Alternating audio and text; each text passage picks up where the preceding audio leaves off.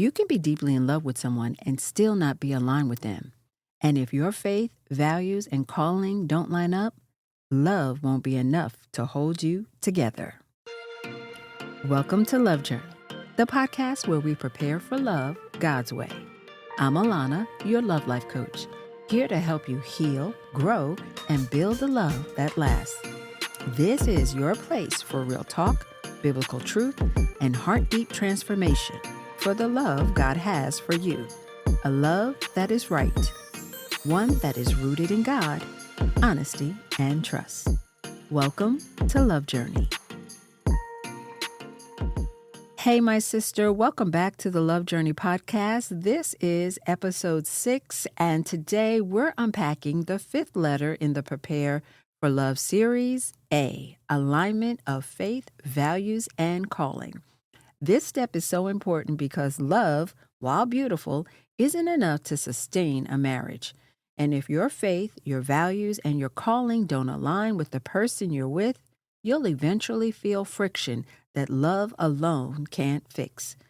If you're new here, we've been making our way through the Prepare framework, the exact process God used to heal my heart, shift my mindset, and prepare me for the marriage that I have today.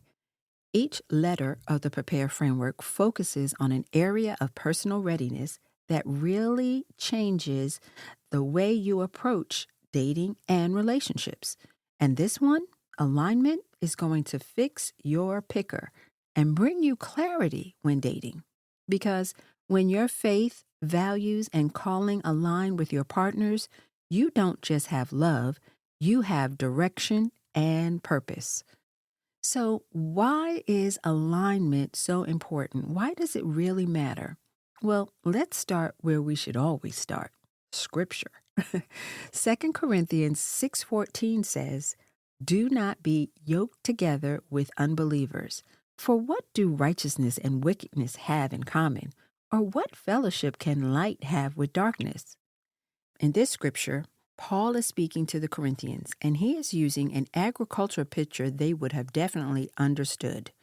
In farming, animals were yoked together to plow the fields, but they had to be the same kind of animal, like 2 oxen. If you tried to yoke together 2 different animals, like an ox and a donkey, they wouldn't walk evenly. One would pull harder, the other would lag, and the work would suffer. The animals might even hurt each other. That's the picture Paul gives us when 2 people with different foundations are bound together. They will constantly be pulling against each other. Amos 3:3 asks, "Can 2 walk together unless they are agreed?" Amos was confronting Israel about walking out of step with God. You see, agreement is the foundation for unity, and the same is true in relationships.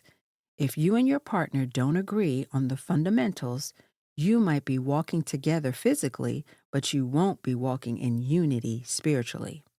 Together, these verses remind us that in dating and partner selection, it's not enough to simply share attraction or even affection. True unity comes when 2 people agree in faith, values, and calling so they can walk together in the same direction without compromise. And so this is why it's so important that you must go deeper when picking a partner. Alignment is not just about sharing feelings, it's about aligning in faith, values, and calling. But here's the mistake many people make. They think alignment means, well, he's a Christian, and that should be enough. Well, I'm here to tell you, it isn't. Alignment, it goes deeper. When considering faith, we need to ask, is Jesus truly Lord of his life? Or is he just wearing the title of Christian? And when it comes to values, do you share the same vision for marriage, family, money, and priorities? And when it comes to calling, are your life purposes compatible? Will his path help you walk out your God-given assignment, or will it compete with it? Now, here's where my own story comes in, because for years, I didn't understand what alignment really meant. Not too long ago, I was talking with my cousin and I was sharing with her a story about my husband and I when we first started dating. He would sometimes say, I wish I had met you 10 years ago. And I would always laugh and respond, no, you wouldn't have liked me 10 years ago. And honestly, I wouldn't have even noticed you. Now, why? Because back then, I was looking for all the wrong things in a partner. Take my ex-fiance. We weren't aligned at all. But I believed the lie that love was enough. I had a list, but it was superficial. And worse, I gave my feelings of love the power to override even that list. I didn't know my non-negotiables, and I wasn't checking for faith, values, or calling. I was building my decision on feelings. And as you know, feelings change. And if your list is built on how someone makes you feel, that marriage is supposed to make me happy, this guy is supposed to make me happy, instead of what you truly value, you're setting yourself up for heartbreak and wasted years. When I finally got serious about dating for marriage, I knew I needed to have the answers to deeper, more important questions, like what kind of father do I want my children to have? What kind of partner do I want beside me in purpose? And what kind of marriage do I want to build? Not just for the wedding day, but for a lifetime. That's when I realized that alignment in faith, values, and calling isn't optional, it's essential. So how do you know if you guys are aligned? Well, here are 3 areas to check. When considering shared faith, do you both love Jesus wholeheartedly? Do you see evidence of growth in each other's walk with God? When considering shared values, do you agree on core issues like money, family, gender roles, and raising children? And when considering calling, are your life purposes moving in the same direction? Does his vision for the future complement yours? A godly marriage doesn't compete with your calling, it multiplies it. And what happens without alignment? Well, I can tell you, without alignment, everything is affected, from how you handle your finances to how you raise your kids. And when faith, values, or calling don't align, there's friction, constant tension, disagreements about priorities, and even resentment about purpose. But when you are aligned, there is unity.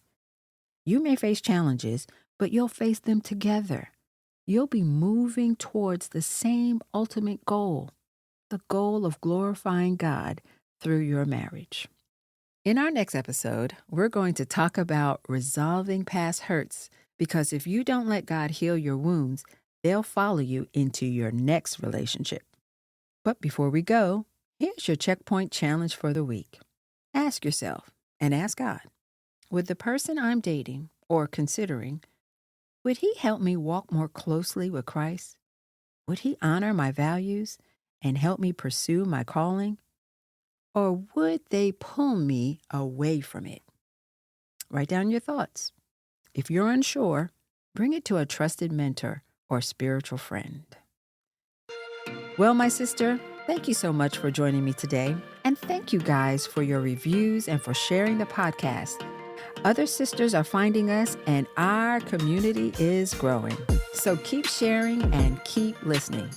And don't forget, if you have questions about love, dating, or relationships that you would like for me to answer, send those questions to me at hello@lovejourneypodcast.com. Now remember, God's way isn't always the quickest, but it is the way that leads to lasting love. I'm cheering you on, always.